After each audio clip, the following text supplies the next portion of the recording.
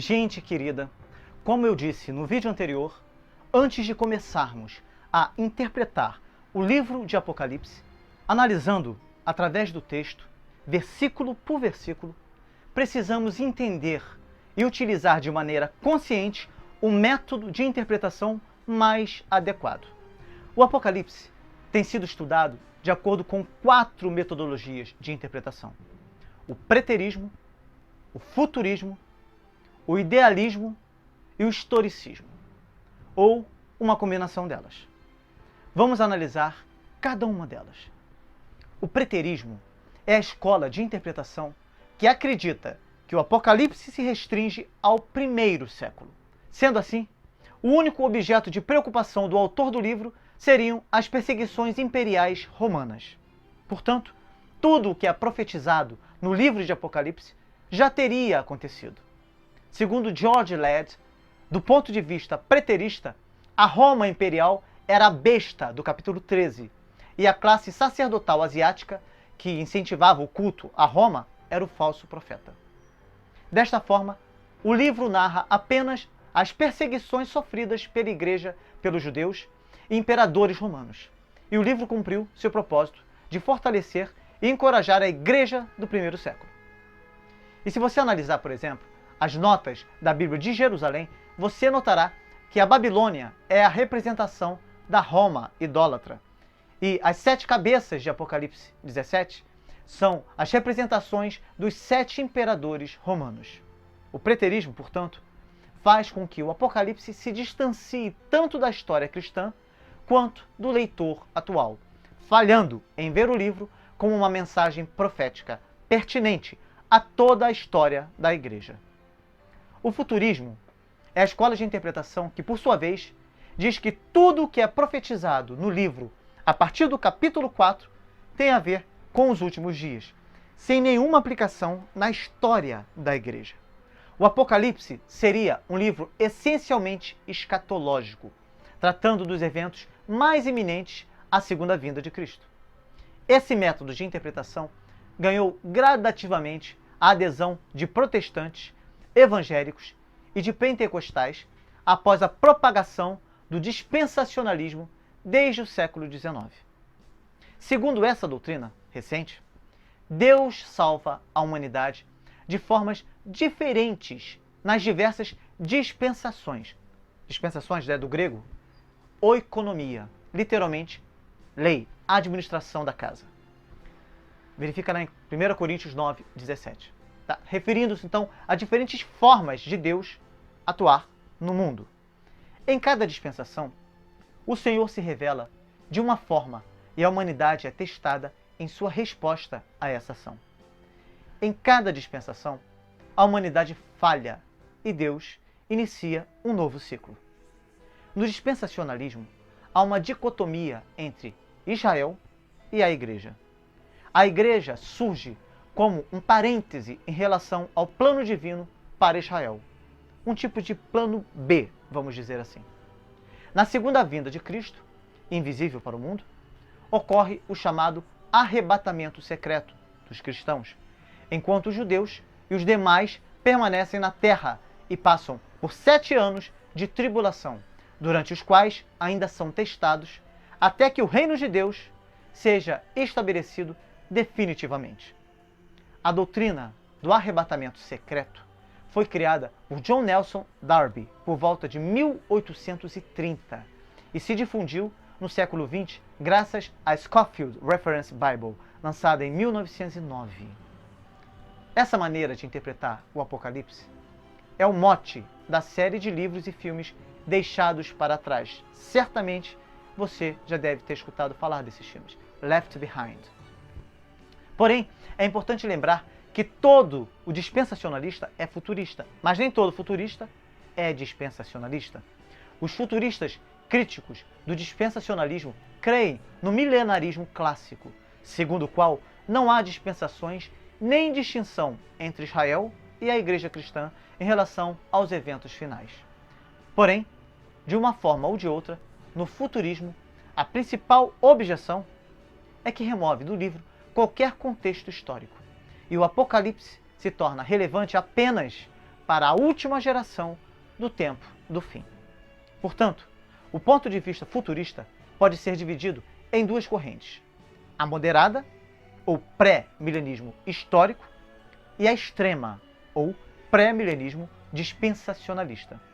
Essas duas correntes possuem divergências consideráveis entre si, como eu já disse. No entanto, elas concordam que o propósito do livro de Apocalipse é descrever a consumação do propósito redentor de Deus no fim dos tempos. Fica claro que a escola de interpretação futurista também não faz justiça ao livro, desconsiderando a mensagem atual do Apocalipse, que é pertinente e poderosa para todos os crentes em todas as épocas. E desta maneira, ela acaba esvaziando o caráter consolador deste livro para os crentes primitivos. Um dos maiores pontos de vulnerabilidade desta interpretação é que o futurismo transfere o reino para o futuro. No entanto, as Escrituras nos afirmam claramente que nós já somos feitos um reino. O reino já veio. Segundo o Dr. Martin Lloyd-Jones, a igreja faz parte do reino. Já estamos no reino. Não é correto relegar o reino ou transferi-lo para o futuro. O reino de Deus já se acha presente e o reino de Deus está vindo. Está ainda por vir de forma visível, externa, mas já está aqui. O reino de Deus está onde Cristo reina, e ele reina nos corações de todo o seu povo. Ele reina na igreja, a verdadeira igreja, a igreja invisível, a igreja espiritual. O idealismo, por sua vez, é a escola de interpretação que, diferentemente das outras correntes de interpretação, não encontra no Apocalipse nenhuma ligação com fatos históricos. Para os idealistas, o livro apresenta uma descrição simbólica da luta entre o bem e o mal, que não se aplica a nenhum período histórico. As únicas coisas que restariam seria uma verdade ética e princípios que se aplicam a crentes em qualquer período da história. Podemos dizer que o idealismo é fruto de uma abordagem mais humanista e pós-moderna da Bíblia, centrada no leitor. A quarta escola de interpretação é o historicismo. Esta é a escola de Agostinho, a escola dos reformadores, das confissões reformadas e da maioria dos grandes teólogos que a seguem. Segundo essa corrente de interpretação, profecias se cumpriram no passado. Algumas se cumprem no presente e outras se cumprirão no futuro. Este método encara o Apocalipse como uma profecia simbólica de toda a história da Igreja até a volta de Cristo e o fim dos tempos. Assim, o livro de Apocalipse é uma profecia da história do reino de Deus desde o primeiro advento de Cristo até o segundo advento. Nos livros apocalípticos, percebe-se que o cumprimento das profecias se dá ao longo da história, culminando no estabelecimento do reino de Deus. Em Daniel, por exemplo, 4 impérios se sucedem, começando pela Babilônia, o Império Neobabilônico, seguido pela Grécia, Império Macedônico, o Império Medo-Pérsia e Roma, dando lugar a reinos divididos, até que o reino de Deus seja estabelecido. Confira no capítulo 2 e 7 de Apocalipse. Entretanto, essas profecias também contemplam fatos que se cumpririam em tempos muito distantes, do ponto de vista de Daniel, ou seja, nos últimos dias. Daniel 8, 26, Daniel capítulo 10, versículo 14. O livro de Apocalipse é rico em símbolos, imagens e números.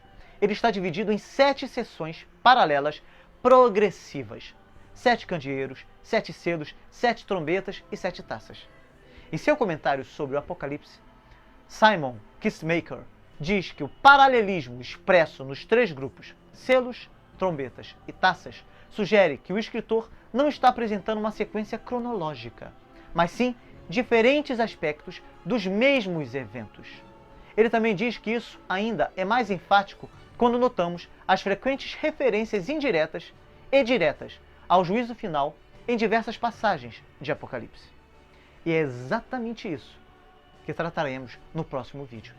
Iremos fazer uma análise geral do livro. Uma leitura cuidadosa do Apocalipse mostra claramente que o livro consiste de 7 sessões e que essas 7 sessões correm paralelas umas às outras. Cada uma delas abarca toda a nova dispensação, ou seja, da primeira à segunda volta de Cristo. Portanto, nós iremos analisar cada uma dessas 7 sessões e como elas se encaixam em 2 grupos, de acordo com a opinião de muitos estudiosos e comentaristas. E antes de terminar este vídeo, eu quero pedir para vocês que ainda não assistiram, que assistam ao vídeo de número 9 desta série, pois ele trata sobre o amilenismo de forma muito mais profunda, que é a corrente de interpretação adotada pelos reformadores, pelas confissões reformadas, pela maioria dos grandes teólogos. Isso vai facilitar o seu entendimento sobre este livro glorioso que é o Apocalipse. E caso você deseje se aprofundar ainda mais sobre estas diferentes linhas de interpretação, eu aconselho grandemente que você também assista ao vídeo de número 8 desta série, que trata sobre o pré-milenismo histórico, sobre o pré-milenismo dispensacionalista e sobre o pós-milenismo. Eu vou colocar o link para estes 2 vídeos após a oração que faremos agora. Que Deus te ilumine e abençoe sua vida grandemente nessa jornada maravilhosa de descobertas preciosas para as nossas almas. Ore comigo. Senhor das revelações, Deus onisciente, a nossa alma deseja conhecer-te ainda mais. Nos ajude a entendermos as verdades que o Senhor nos revelou através da tua inerrante palavra. A verdade liberta e queremos ser livres para contemplar a beleza de tua santidade, o esplendor de tua glória, as delícias que só podemos desfrutar quando nos quedamos aos teus pés e mergulhamos em teus ensinamentos. Revela-te a cada um de nós, ó Pai amoroso. Estamos certos que estes são dias de lutas, dias de muitas dificuldades, de muitos compromissos diante dos desafios desta vida dura. E sabemos que o mundo e seus encantos tentarão nos afastar deste propósito que temos de nos aprofundar nos ensinamentos deste livro precioso. Que a tua mão nos livre destas armadilhas e que o teu braço forte nos faça perseverar, pois feliz é aquele que medita em tua palavra. E isso é o que desejamos. Que seja assim, em nome do teu Filho amado, Jesus Cristo, o nosso Salvador. Amém.